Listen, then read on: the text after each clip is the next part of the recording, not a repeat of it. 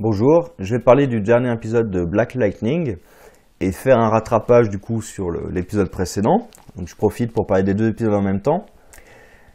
Alors d'abord l'épisode précédent, honnêtement il m'avait vraiment refroidi pour cette série.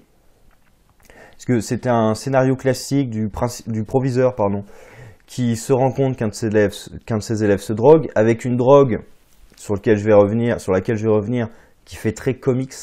Justement, ce que j'ai pas apprécié, et ce que je n'apprécie toujours pas d'ailleurs sur cette drogue. Et du coup, il va remonter la filière pour trouver le trafiquant. Il essaie de défendre un peu le gamin auprès de l'établissement. Et à la fin, ça j'ai plutôt aimé, à la fin, le gamin replonge malgré ses efforts. Donc ça, j'ai quand même bien aimé le fait que... C'est un peu réaliste dans le fait que, la drogue, c'est pas si facile que ça, et il rechute malgré tout, ce qui donne un petit coup quand même au proviseur. De l'autre côté, il y a la gamine, la plus jeune, qui décide d'arrêter la course à pied pour s'occuper de son copain. Là, le problème que j'ai avec ça, c'est que on ne sait pas ce que ça représente pour elle. Elle dit à ses parents que non mais c'est pas important pour moi, c'était juste pour vous faire plaisir à vous. Mais on ne sait pas. On ne sait pas si elle leur ment pour cacher que oui c'est un sacrifice pour elle, ou si en effet elle a raison et que pour elle en fait elle s'en foutait un peu de cette équipe. Donc au final on ne sait pas vraiment sur quel pied danser, ce qu'il faut ressentir avec elle. Enfin, la scène où elle pleure juste après avoir quitté...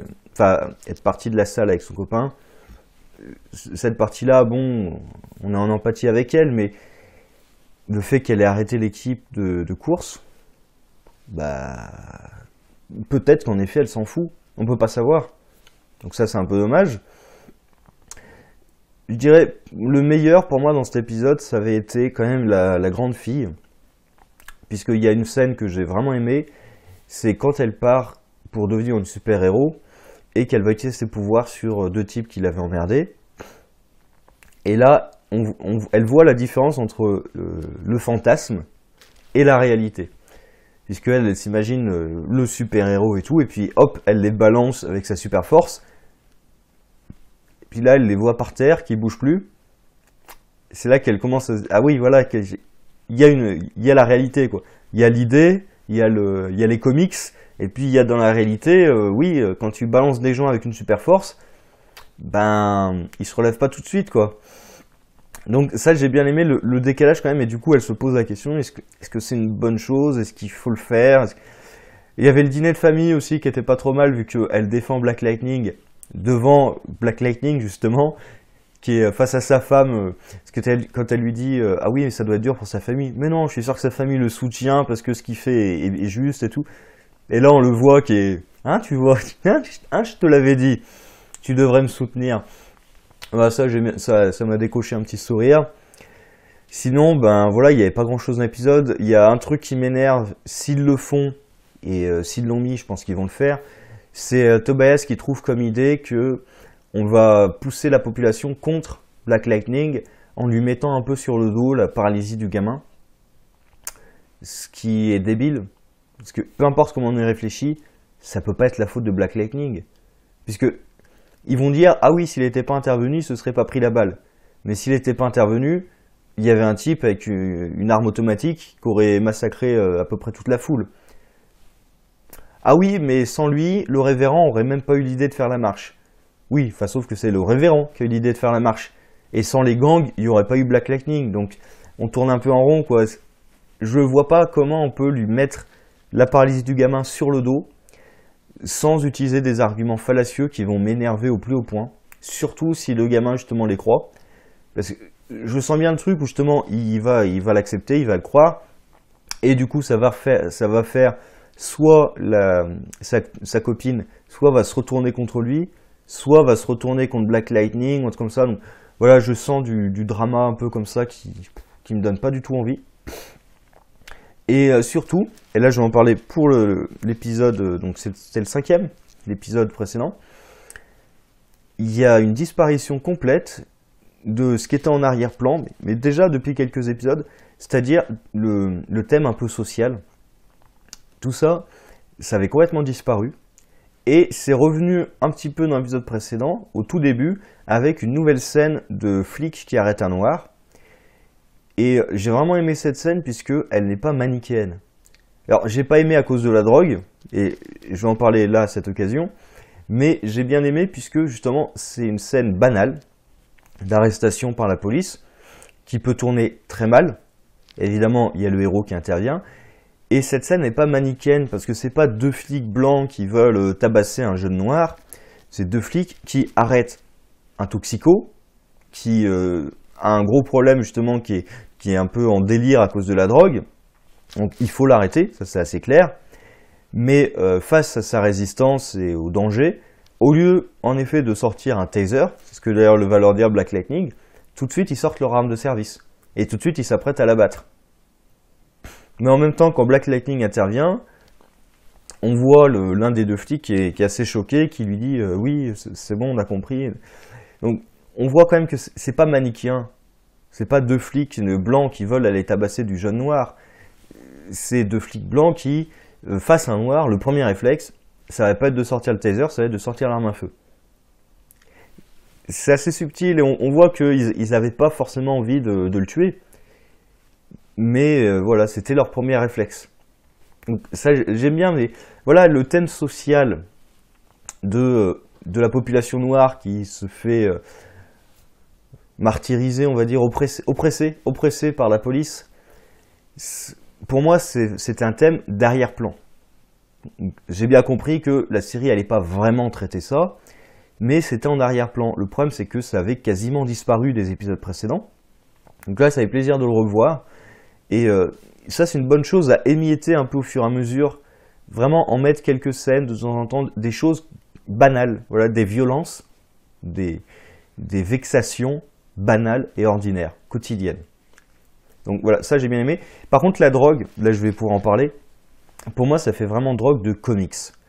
C'est-à-dire, déjà, on a l'impression qu'elle donne une super force, peut-être pas, mais quand même, on a l'impression qu'elle augmente la force.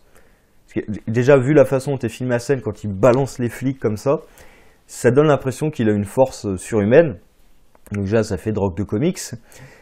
Et surtout, ça provoque beaucoup d'overdoses. D'après ce qu'on entend, on n'arrête pas d'entendre que ça provoque des overdoses.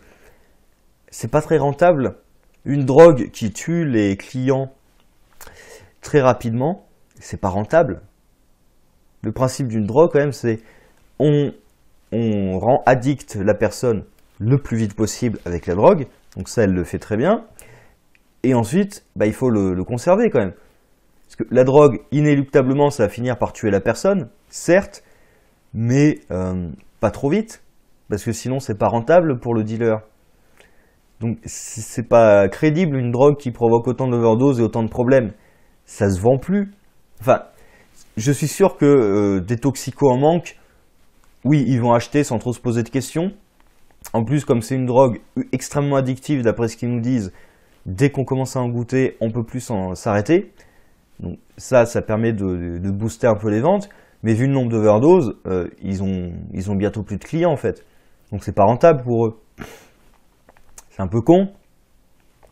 Bon, et donc dans cet épisode, il y a Black Lightning qui joue un peu au con, qui a des problèmes apparemment à cause de l'armure. Et il va se rendre compte que un des sous-fifs de Tobias et du coup Tobias lui-même sont revenus en ville. Alors, la question que lui pose son Alfred là, c'est est-ce qu'ils étaient même partis? Ils sont revenus? Bah non, ils sont peut-être pas partis tout simplement. Alors son Alfred qui a un lien avec justement Tobias, et ce qui pose la question c'est est-ce qu'il a caché ça à Lightning pour le protéger vu qu'on voit son état de nerfs quand il apprend que Tobias est potentiellement en ville, ou est-ce qu'il lui a caché parce qu'il a des liens avec Tobias? Est-ce que Lightning est au courant qu'il a des liens avec Tobias? À voir, ça peut être intéressant. Là on apprend aussi, je trouve ça un peu dommage, que Tobias et sa sœur ont été injectés aussi avec un produit. Donc apparemment de ce qu'on apprend de l'enquête de la sœur la plus âgée, c'est un lien avec les pouvoirs qu'a Lightning. Mais je trouve ça un peu dommage que justement le grand méchant ce soit pas juste un dealer classique. Non, il faut qu'il ait un truc un peu spécial, et du coup il a un sérum qui lui permet apparemment de ne pas vieillir. Bon, à voir. Du coup je vais parler du méchant. Je l'ai beaucoup rapproché en fait de Wilson Fisk dans Daredevil, puisque déjà d'apparence, il lui ressemble quand même un petit peu. Et là on découvre son passé, il se faisait battre par son père. Et en plus, il a tué un journaliste qui est en lien avec le personnage principal. Donc là vraiment, je le rapproche beaucoup de Wilson Fisk. Alors après, j'ai bien aimé la scène de flashback. Je trouve le traitement du père abusif était pas génial dans la scène où il le retrouve. Par contre, j'ai bien aimé le flashback puisque c'est assez spécial. Parce qu'en fait, on le voit, lui, dans son bureau. La caméra est sur lui et sur son flashback. Et donc, on a l'impression qu'il regarde son flashback, en fait, comme au théâtre. Et ça donne un peu l'impression que même s'il est devenu adulte et assez costaud, il est toujours impuissant face à celui qui le battait. Ça donne vraiment cette impression qu'il essaie de se lever et il n'y arrive pas. Donc on a cette impression que même maintenant, même ayant grandi et tout, il est toujours bloqué face à cette situation. Donc ça c'était plutôt agréable. Sinon, je vais parler des deux filles de Lightning. La plus jeune, là j'ai bien aimé ce qui se passait dans cet épisode, surtout avec la relation avec son père, parce qu'on va être du coup, elle apporte le côté familial dans cet épisode. Et ce que j'ai bien aimé, c'est que tous les conseils que lui donne son père, ce sont tous les conseils qu'il ne suit pas. Donc déjà sur le fait qu'elle est punie parce qu'elle a menti en cachant des choses, bah déjà tu as envie de dire, il parle en connaissance de cause, on va dire. Et en plus, après la réflexion sur le fait que quand il y a une situation conflictuelle, quand il y a un combat ou quoi que ce soit, il faut calmer le jeu, il ne faut pas mettre de l'huile sur le feu. Et Lightning, que fait-il dans cet épisode? Il passe l'épisode à ne pas suivre ses conseils. Et justement, s'il avait suivi ses conseils, ça se serait bien passé. Donc j'aime bien cette dualité, justement, le fait que tous les conseils qu'il donne, c'est exactement l'inverse de ce qu'il fait en réalité. Ça, j'ai bien aimé. La grande fille, elle poursuit son enquête sur ses pouvoirs à elle. Et évidemment, elle découvre que son grand-père travaillait là-dessus. Et peut-être, c'est grâce à ça, je pense qu'elle va découvrir que son père aussi a des pouvoirs. Et à travers l'enquête, elle découvre que son grand-père avait découvert un lien entre ça, apparemment, un vaccin qui aurait donné ses pouvoirs, et Tobias. Donc je pense que elle va entrer dans l'intrigue en fait de Tobias et de Lightning grâce à ça. Alors par contre il faut qu'elle change de costume. Hein. Alors d'ailleurs j'ai pas compris pourquoi elle avait besoin d'un costume pour aller ouvrir un garage. Je vois pas l'intérêt. C'est pas un truc qui est gardé ou quoi que ce soit. En plus ça lui appartient. Donc je vois pas l'intérêt d'y aller en costume. Surtout ce costume là parce que le but, je pense, pour elle, c'était de passer inaperçu. Là, c'est raté, quoi. Enfin, c'est quoi ce cosplay faut en changer. Faut changer de costume. Hein. Faut en prendre un qui soit potable. Mais je pense que le Alfred va lui en fabriquer un. Et du coup, je vais passer sur le Lightning, qui justement joue un peu au con parce que c'est la colère qui prend le dessus et tout. Et surtout, ce qui m'énerve, c'est à la fin, parce que là, il est vraiment con. On lui dit que son armure est la cause de ses problèmes. Donc déjà, il a deux solutions. Soit il ne sort pas, puisque le type qui veut récupérer, il a un plan pour le récupérer. Et il peut le faire n'importe quand. Tant que le mec n'est pas au courant qu'on est sur son dos, c'est bon. Il peut attendre le lendemain, ça marchera pareil. Par contre, s'il va le chercher et que ça échoue, comme ce qui se passe, maintenant le mec est au courant que Lightning sait qu'il est de retour, du coup il va se planquer et il va prévenir Tobias et compagnie, donc c'est une très mauvaise idée. Donc il a soit attendre, soit peut-être, tout con, ne pas mettre ce costume-là, en mettre un autre, mettre l'ancien, je sais pas. Il y a plusieurs versions du costume, donc il n'est pas obligé de mettre celui-là. Si si on lui dit que c'est le costume qui pose problème. Il peut en changer tout simplement. Mais bon, là c'est justifié qu'il fasse le con à cause justement de sa colère qui n'est pas raisonnée. Donc voilà, là il aurait dû suivre son propre conseil. Mais du coup, voilà, il joue au con et il se fait avoir. Bon, donc voilà, pour faire simple, l'épisode d'avant m'avait vraiment refroidi sur cette série. Déjà, de plus en plus, ça me refroidissait, mais là, vraiment, cet épisode... Alors que là, cet épisode me donne envie, vraiment, me redonne envie de suivre cette série avec un peu plus d'enthousiasme. Donc, à voir ensuite comment ils vont traiter ça. Et surtout, le point, moi, qui m'inquiète vraiment, c'est le gosse paralysé. S'ils s'en servent pour retourner la population contre Lightning, je sens que je vais pas apprécier ça. Mais bon, là, ça me redonne envie de voir la suite. Donc, tant mieux. Et sur ce, au revoir.